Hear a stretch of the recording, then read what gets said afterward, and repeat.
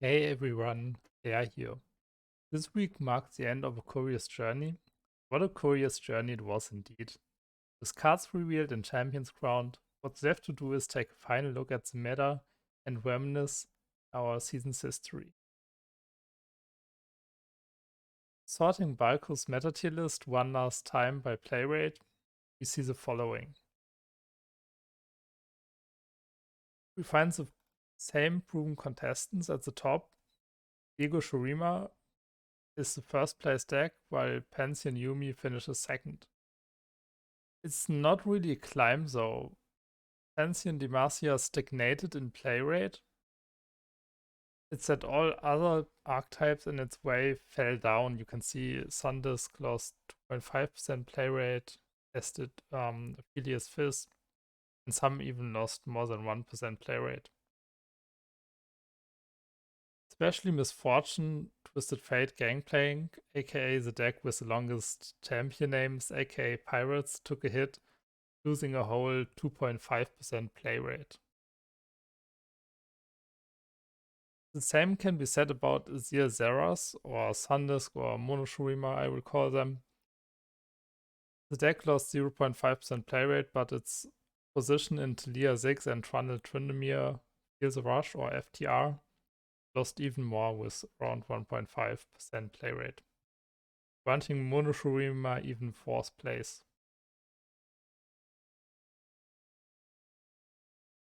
We can see that Fizz Aphelios settles on 5th place, also with a negative momentum, while Caitlyn Ezreal or Tribeam and Heimerdinger Jace take place 8 and 9.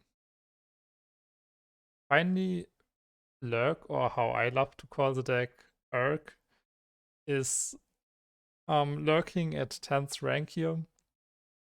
And since we mentioned them, I think 2 or 3 weeks ago in honorable mention sections, it's actually pretty cool that they show up.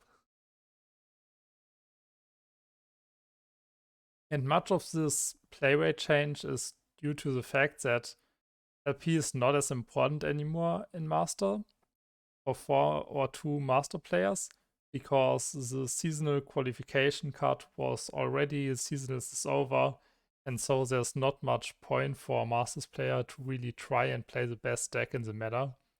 And only really, people that try to push for Masters or maybe for High Diamond are still taking the game seriously, or as seriously as before.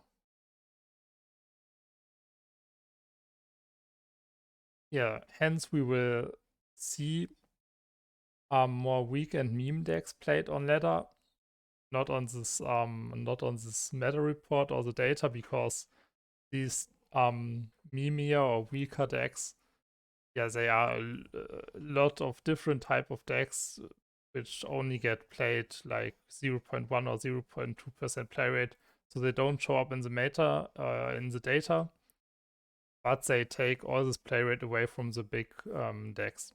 That's why we see basically all decks losing play rate.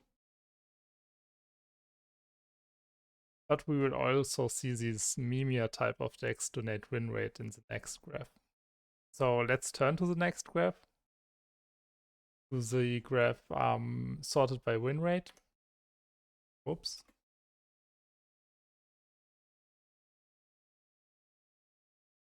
And we can see that PHDE is the strongest archetype of the meta with a 57% win rate. And basically nothing stands in its way and it can't be stopped.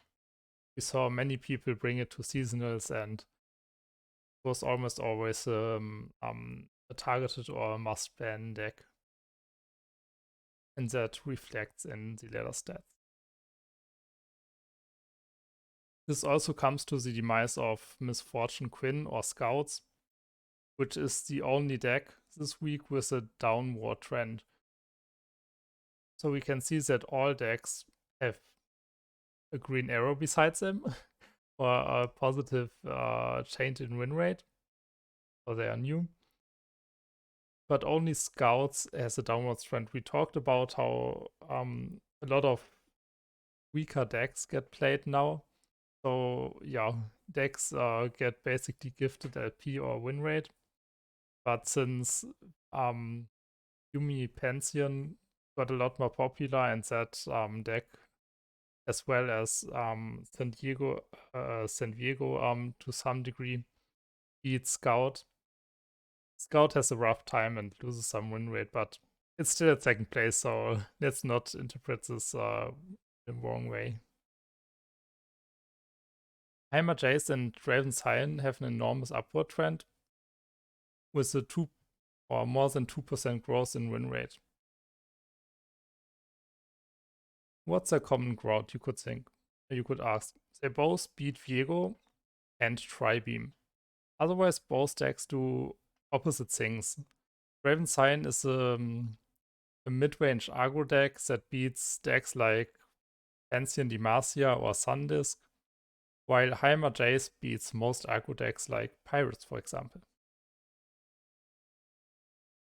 Despite Pirates' diminishing play rate, its win rate is actually as strong as ever, benefiting especially from Pantheon Demacia's popularity, since aggro is really good against Yumi Pantheon. Just like the previous 3 archetypes, it ends the season with a 55% win rate. And with previous 3, I mean Scouts, Jace, Heimerdinger, and Draven Sign.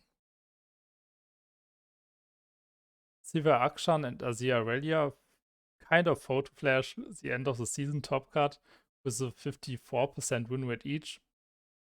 And while Sivir Akshan is bullying swarm decks like Scouts and Failures, Azir Aurelia is, you could argue, medium burning control lists like Viego, SH, or Sundisk. Leer 6 took a little dip in recent times, losing some win rate, but it has actually returned this week to a worthy finish with a 54% win rate, just like the above 2 decks. The same can be said about Tribeam, where slowly but surely, basically every week, it lost a tiny bit of win rate and has been falling out of meta.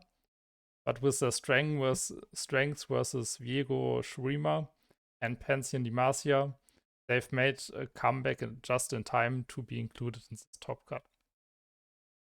Just with the play rate graph, Lurk is lurking at the edge of ranked 10s with a 53% win rate. The deck has similar strengths as Azir Aurelia against control decks like Feel the Rush.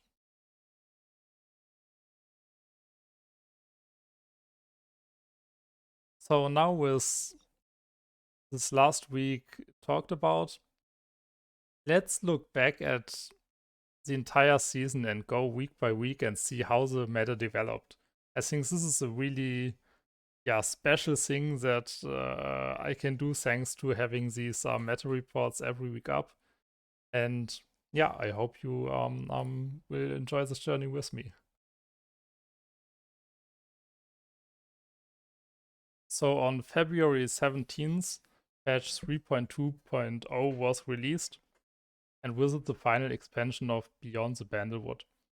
A multitude of new cards were released that made Bandle City whole. Marcia and Freljord also got some new hotness, thanks to the release of Galio and Udio, with cards accompanying them. And it was really a much needed breath of fresh air after the dynasty of one deck, Ariken. It was a really oppressive deck that you had to ban in every best of 3 scenario. And luckily, the archetype got some much needed nerfs to Ari and to Kinku Wayfinder, and they have never resurfaced again. So let's take a look at what the first week of or after the expansion looked like. So as you might see, we don't have these fancy graphs by Hazy. They only appeared 4 weeks ago, where I started collaborating with him. So stay with me with these more technical um, pictures. An overstated Na was all over the place when he was released, ruining the fun for pretty much anything that dared to not run the prehistoric furry. Especially Trundle Nas that played the card concurrent timelines, which gave it the nickname Narlines, seemed to be the best Na deck after a few days of experimentation. The exception to this Na rule was Fist Lulu Yordle in Arms. As we can see here, it was the second most winning deck. An archetype that somehow dodged the attention of both the balance team and players. Players later outraged about Yordle in Arms being really overpowered, which really only reflected this Lulu being kind of overdue.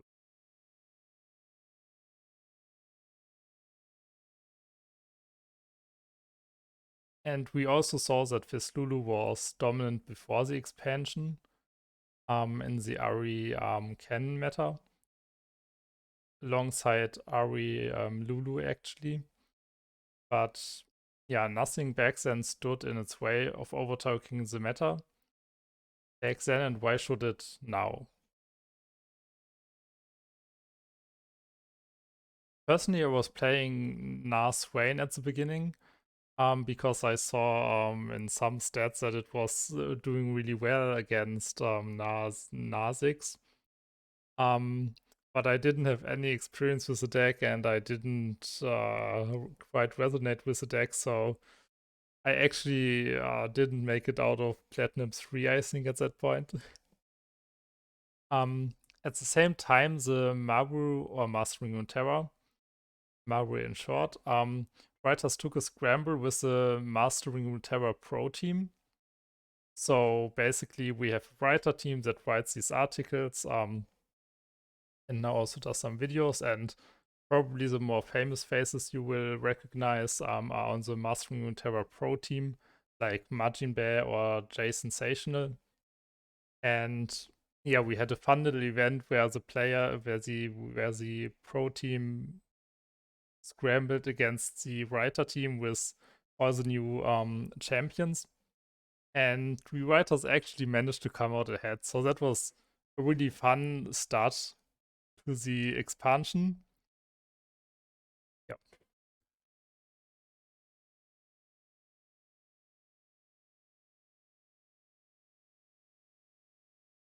So this is how it looked 1 week later, and we saw that Na Dex takes the lead once again, but this time with Teemo, Tristana, Na, or Tristana Demacia in short. And really, two champions you would have never thought possible to be in the top stats were carried by this one little dinosaur. It also turned out that Demacia decks were pretty good against Na-lines, who became the most popular archetype. So Misfortune and Yumi Pension actually were quite heavily favored into Trundle Na, at least stat-wise. And that's why they rose to the top, where Trundle Na was one of the most played decks, as you can see in the 6.6% play rate. Personally, that week I was on an Ari Lulu hype train. The deck did really well before the balance patch, and it didn't really get hit. I mean, Ari got hit by 1 health, but it didn't really change much for the deck. And I found quite some success on ladder with it. I think I climbed to Diamond that week. And I ended up bringing it to another challenge or another scramble that the writer team from Mastering Runeterra did. This time we fought against the Wobbly Wombats, but unfortunately we weren't able to win. I think I won 1 match and lost another one. But it was still a fun experience and good memories were made nonetheless.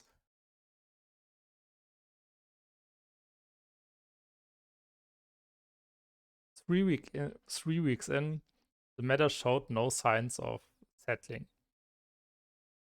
Ancient Demacia speared to the top, unintended, and single-handedly made sure that Tristana Demacia wouldn't become the next meta bully.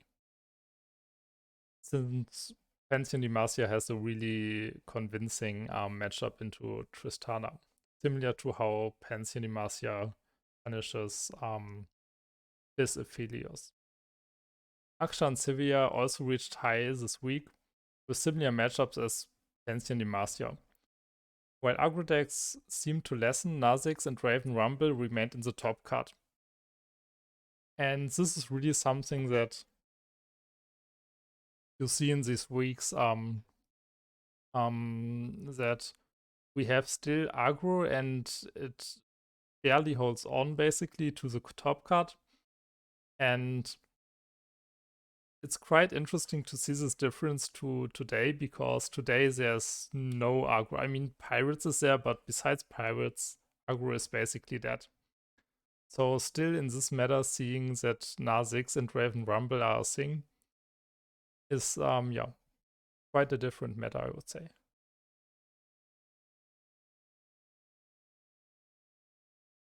In this week also, we writers from the Runeterra team won the third and final scramble we did, this time against an esports team called Pendex Esports.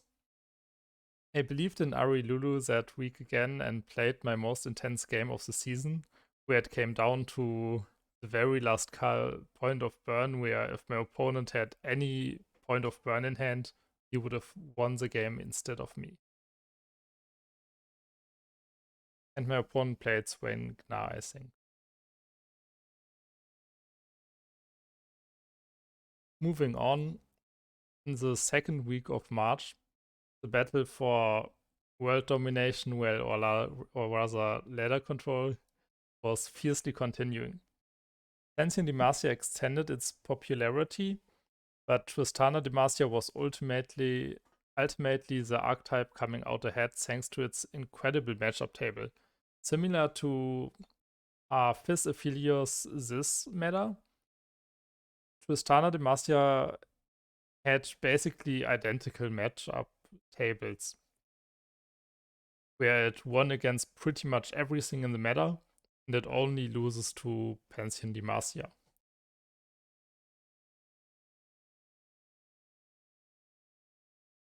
While personally I was a little dumbfounded as to why Pantheon Yuumi and Pantheon Tarek weren't counting as one archetype, you can see that their win rates slowly converge. And I was a little surprised by that, but not by the converting win rates, but by them being two different archetypes, because Yuumi Pantheon at that time mostly was two Yuumis and and three Pantheons. And Tarek Yuumi Pantheon was most of the times one Tarek, two Yumis, and three Pantheons. So the difference in their lists and all other cards were the same, were really just one copy of a champion. So it's not surprising that the decks did similar things. And yeah, we later always think of them as one archetype.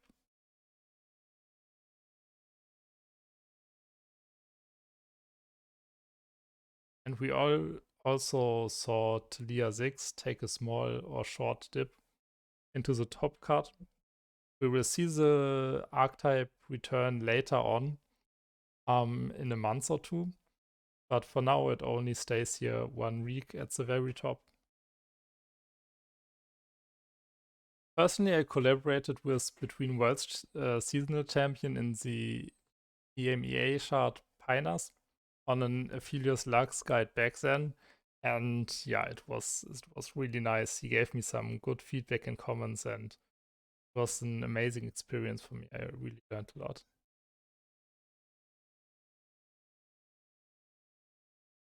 Moving on, in the following week marked the comeback of Fizz Lulu.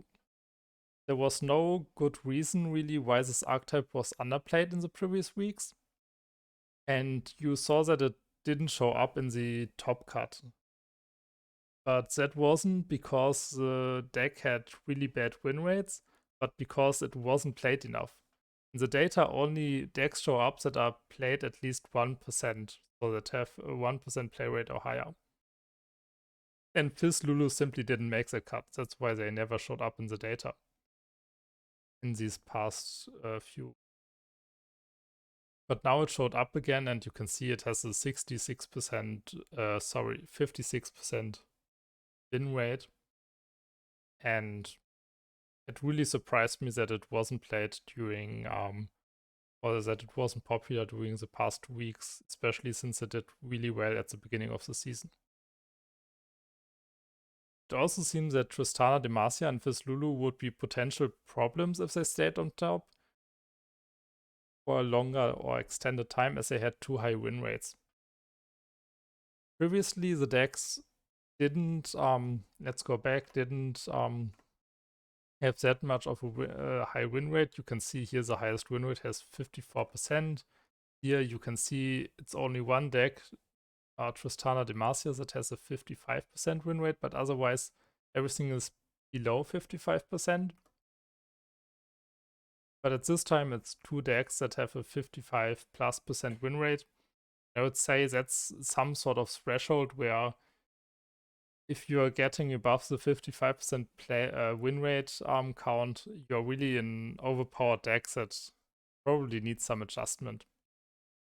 At least if the deck stays on top of the meta for more than a couple of weeks.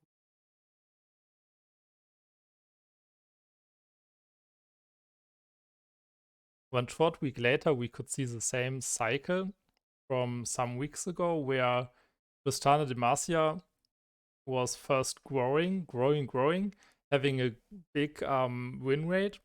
And in response, we saw that Pantheon Demacia and other Demacia decks punished Tristana Demacia. Or mainly Pantheon Demacia, sorry. And this time, basically the same happened again. Timo Tristana Demacia still came out on top or stayed on top, but we could see that Yumi Pantheon was growing again. And also that Severe Akshan made its entrance into the scene. Or was it there last week? Yeah, it actually was there last week. But this week it grew even further because Severe Akshan was also pretty good at dealing with Tristana Demacia and not just falling over. So we could really see these two Demacian decks benefiting from the increasing popularity of Tristana Demacia. And looking back at it now, it's quite fascinating how we had a mini ecosystem in these 3 weeks with almost identical metas at the beginning and the end. As we experienced this meta phenomenon, everyone was getting ready for the highly anticipated balance patch, which was promising multiple champion adjustments. And if we look 1 week further, in the first week after the patch, players were trying to figure out what the heck is going on. Most successful archetypes were seeing less than 2% play rate, and that's really surprising. So if you just look at this graph, would be, what kind of decks do get played?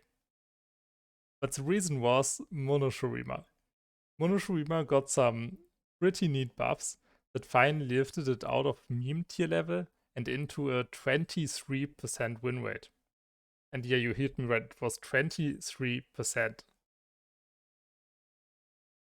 Demand met supply at that point, with the deck being pretty popular even before it was competitively viable. And it probably got one too many card buffs, one could say, in hindsight.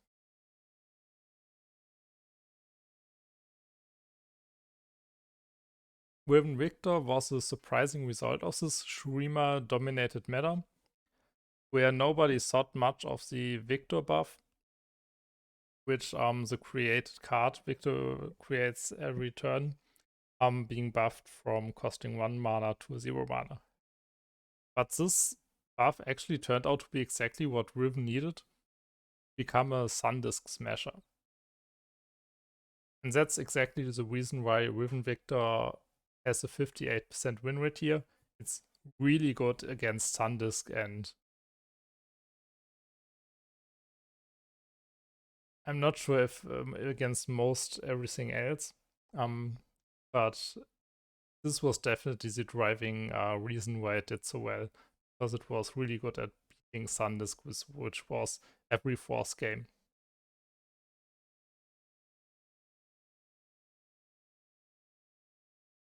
Well, no patch ever has the exact effect as intended, which we could see with Sandisk being a bit overtuned.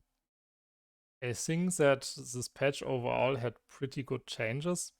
Several champions got resurrected and dead cards revived. And personally, as it being my first my favorite champion, I rejoiced at the sight of Aphelios being or becoming competitive again. I also had the pleasure that week of writing a guide about the Aurelia. We can see it here at the bottom because it was also really good against Sandis. With a friend of mine, Balance, he's also writer for the website. Long time enjoyer of the deck, really hyping up the deck and helping me with writing the guide and giving me.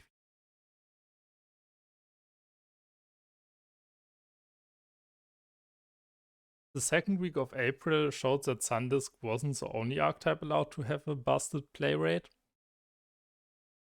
We saw the week prior that Riven Victor had a 58% win rate. And when you have a high win rate, what follows is you have an increase in play rate. So that week, Riven Victor's play rate grew to a 9%. And it actually gave Sandisk a run for its money because Sandisk fell down to 12% play rate. While not invoked beforehand, Riven Victor's fate was already written in stars. Aha. In the coming months, archetypes would strive that were especially good at beating Riven Victor and Sandisk. Mostly more aggressive lists, but also other stuff that we will see shortly. This was also the week that showed again how good Victor's buff actually was. 3 archetypes made it into the meta report at that week, and it was Philios Victor, Lysian Victor, where one of our writers, Sir Termund, actually climbed to top 10 NA with the deck and basically making it popular. And of course, Riven Victor as the third Victor deck. For me, as a passion project, I started with 2 friends to begin the project I did became some traction. We first intended to create a server where we interview some less known community figures, like a gaming grandmom, which was super fun, to be honest. But after we turned our Azir Irelia's guides into a sonnet, and other people joining with the sonnets, and them doing well on Reddit, there was no going back. We became a full blown out lore poetry or LOR poetry server that people thoroughly enjoy to this day.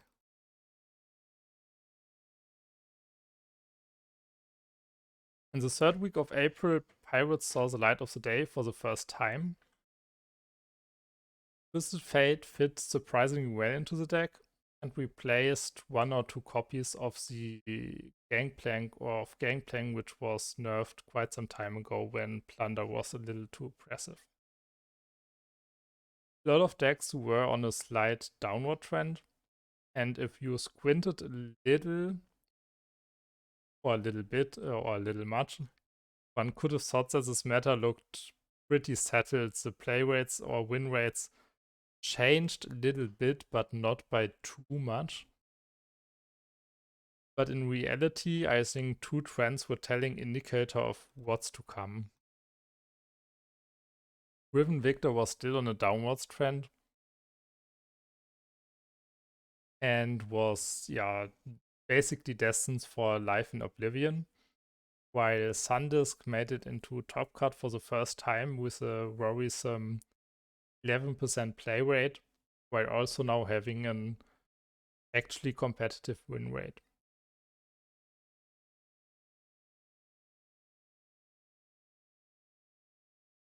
This trend would remain to be true in the next week, where SanDisk was climbing in play rate again while retaining its competitive win rate.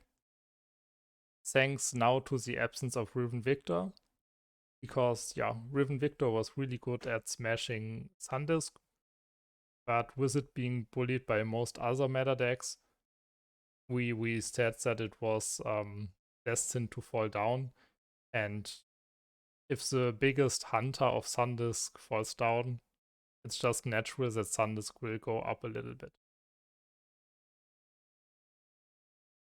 Least Jays or Sentinels made a short entrance into the scene, while Fizz Lulu and Scouts were once again on top of the meta alongside Pirates. As you can see here at the top, all three decks having an above 55% win rate, and Pirates especially having 6% rate. For me, this was the second week working together with Hazy to make the stats more appealing to the eye. I actually met him on the previously mentioned poetry server, and while the beginning phase was a little bit difficult of deciding what style for the graph we wanted to use, we started out with a weird pyramid shape which didn't make much sense, and then of course you might have experienced it. The first graph was a little difficult to read. I didn't even include it in this video here. And we actually did a survey where we asked you guys, and there was really overwhelmingly helpful amounts of feedback that guided these graphics in the right direction to easily digestible like they hopefully are now.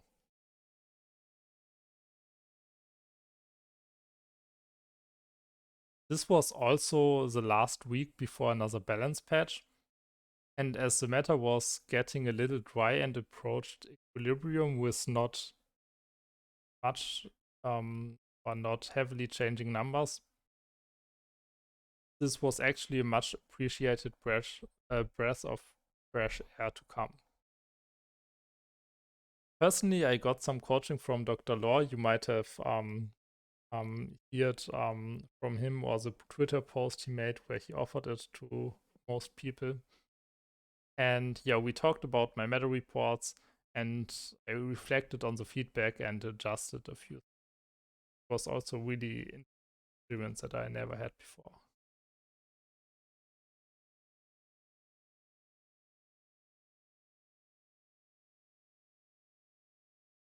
Let's zoom in a bit.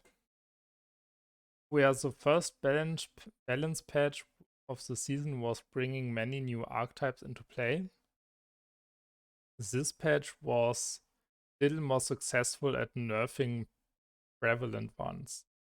Most importantly, SanDisk got hit and turned from an overtuned must-beat archetype into a competitive balanced one.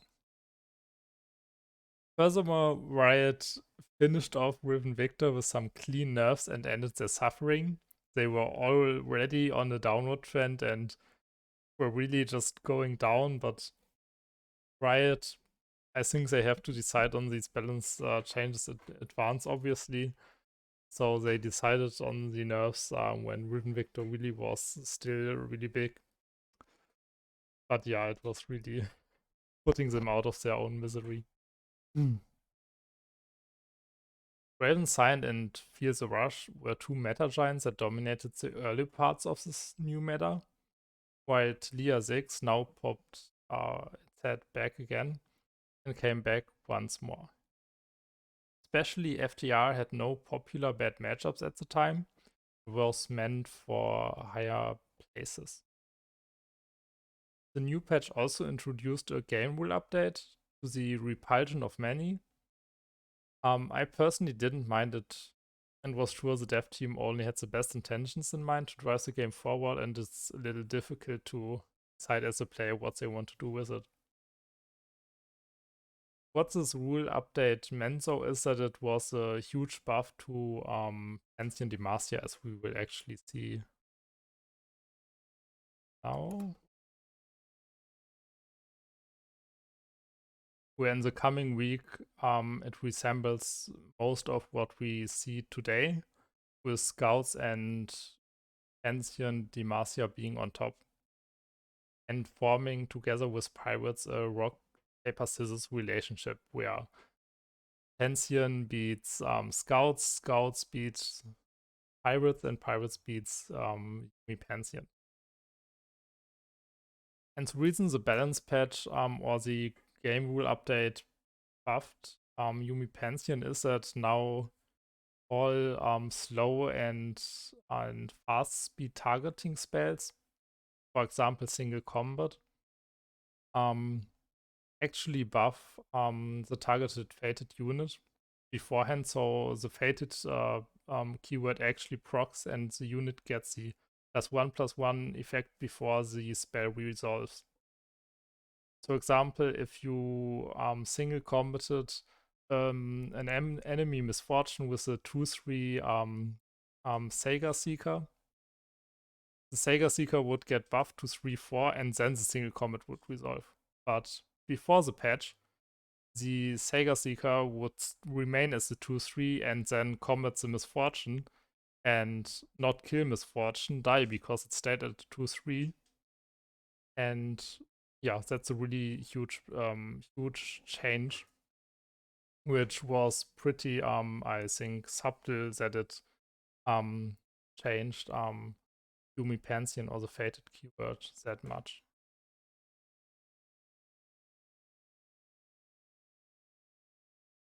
Also, FDR's higher meaning that we talked about turned out to be fodder for Demacia decks, as well as Leer 6.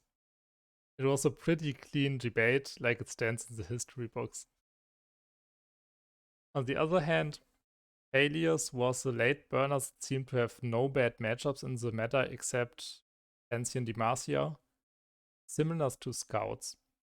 This was also the time when most people decided on their seasonal lineups, or at least considered it, and committed to Aphelios and Scouts in their lineups.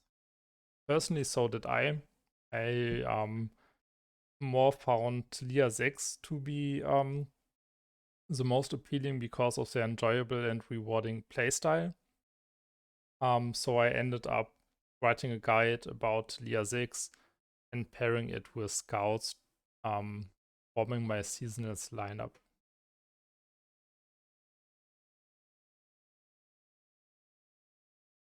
This is the right one. Wait. Yes, it is. Zoom in. The next week was going to show that Aphelios was an archetype of big promises that it couldn't keep, at least on the ladder. Diego Shurima and Aphelios both rose in play rate, but didn't in win rate. Actually, it was quite the opposite. This week, also something weird happened where every single deck in the top card here in the data lost some win rate. And while it's always difficult to say for certain that it's because of this one reason, it was most likely or in big parts due to experimental archetypes like Akshan Udir, for example, falling out of trend. These experimental archetypes, they don't show up in these win rate focused graphs, but they actually made a considerable amount of play rate and also showed up in the play rate graphs, but I didn't want to show them now, so the video would go 2 hours or something. This week also marked for me the beginning of accompanying my written meta reports with these YouTube videos that you're watching now. Hi. I did a test video in the week prior to see how it goes, and few people seem to like it, and so we decided to continue this project. And so here we are today. Was one much much zoomed. This leaves us with today's meta or data. It has been an incredible journey with many different metas, thanks to the continuous effort of the balance team. You really have to pay them respect. And sure, not everyone likes where the game is necessarily going, and especially if you're a competitive focused person. And especially the pro scene isn't the main target group of the game currently, or will ever be. But I think we are getting way more than players in other games. For example, I have a history in Hearthstone and Gwent, and we never got big balance patches every month. That's that just didn't happen. So for us to get this amount of frequent balance changes and also the amount of transparency that we get from the developers is definitely not normal and not a given. I think it's good to realize that real life people are sitting in the dev team and they are really trying their best. And most people will know him, but especially Rubenzu has been super communicative through Twitter and is currently even asking players directly what cards they would like to see changed and how. Well, this marks the end of the meta report. Thank you so much for your patience with watching this week's meta report, for making it this far. This has been especially long, and probably no one will have made it this far. But if against all odds you're still here, maybe leave a hi in the comments and I will reply back. So yes, thanks for watching and see you in the next, not week, but season.